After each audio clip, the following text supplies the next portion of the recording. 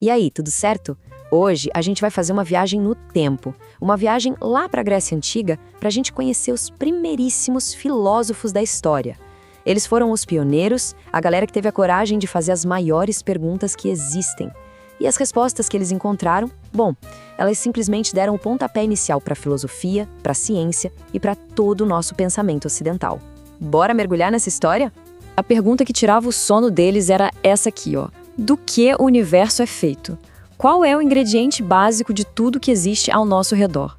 Parece uma pergunta de ciência, né? Mas por muito, muito tempo a resposta não vinha da ciência, não. Ela vinha de histórias. Pois é, durante séculos a resposta para tudo era mito.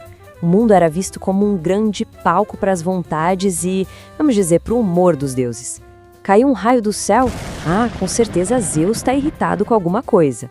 O mar está agitado? E o Poseidon acordou de mau humor. Entendeu? Você entendeu, velho? Você tá brabo? Eu tô brabo, mano. Por quê? Essa era a cosmogonia, uma forma de explicar o universo com base em narrativas fantásticas. Isso durou até que, lá pelo século VI a.C., uma turma de pensadores lá na Grécia decidiu que já deu de mito. Eles resolveram usar uma ferramenta totalmente nova para investigar a natureza, a physis. E essa ferramenta era a razão, o logos. Eles não queriam mais saber de histórias, eles queriam uma explicação lógica, racional. E foi aí que a filosofia nasceu. E assim começou a primeira grande investigação da humanidade. Pensa numa busca pelo código-fonte do universo, pelo ingrediente fundamental de todas as coisas.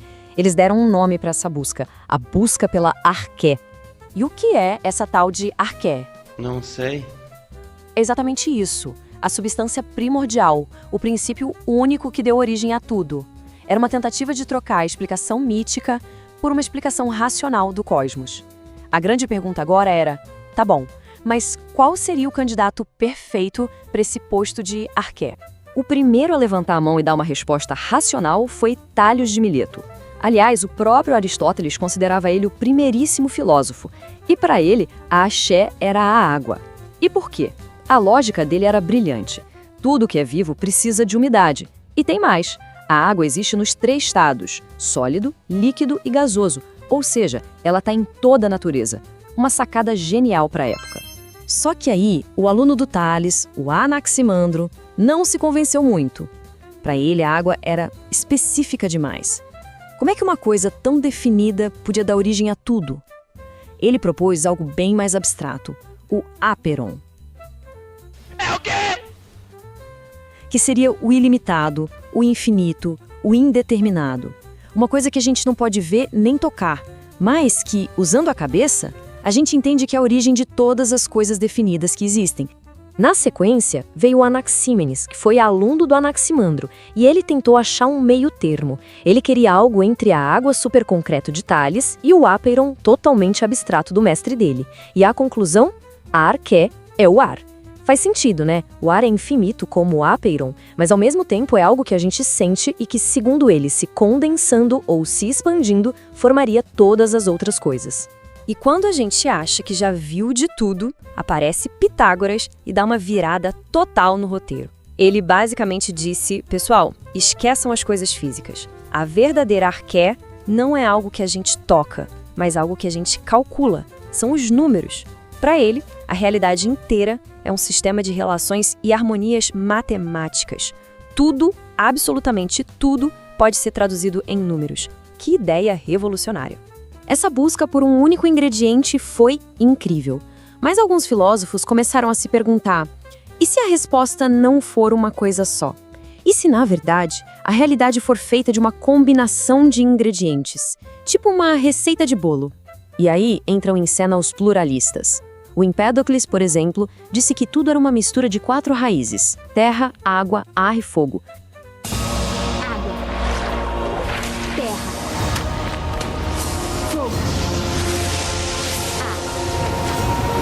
Que se juntavam pelo amor e se separavam pelo ódio. Já o Anaxágoras falava em sementes infinitas de tudo que existe. E o Demócrito, junto com o Leucipo, veio com a teoria do atomismo, dizendo que tudo é feito de partículas minúsculas e indivisíveis, os famosos átomos. Depois de debater do que o mundo é feito, a filosofia foi para um nível ainda mais profundo. A pergunta agora era, qual é a natureza da realidade? Ela é uma coisa estável, permanente, ou está o tempo todo se transformando? Se preparem, porque agora vem a grande batalha das ideias. Dá uma olhada ao redor. As estações mudam, a gente envelhece, tudo parece fluir, né?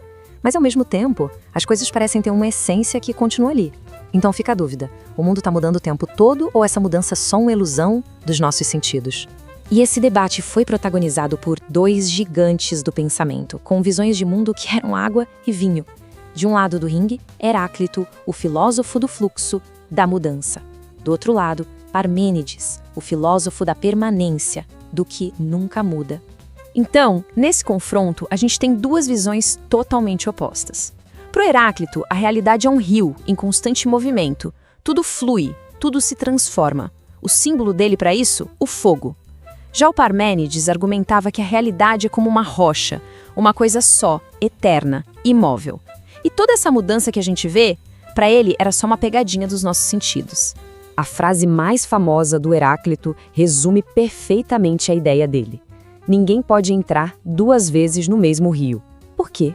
Porque na segunda vez, nem o rio é mais o mesmo. As águas já passaram, e nem a pessoa é mais a mesma, porque ela também mudou. Tudo flui, tudo está em constante devir. O miserável é um gênio! Mas aí o Parmênides vem com um contra-ataque lógico, que é quase um nocaute. Ele diz, o ser é, o não ser não é. Não acho que quem ganhar ou quem perder, nem quem ganhar nem perder, vai ganhar ou perder. Vai todo mundo perder. O que ele quer dizer com isso? Simples. Para uma coisa mudar, ela teria que se tornar algo que ela não era.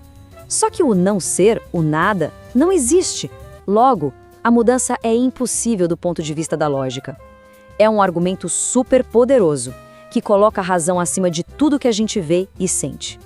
Então, o ponto central do Parmênides é esse. Ele divide a realidade em duas. Aquilo que a gente percebe com os nossos sentidos. Esse mundo de mudanças é só aparência, é opinião, a doxa.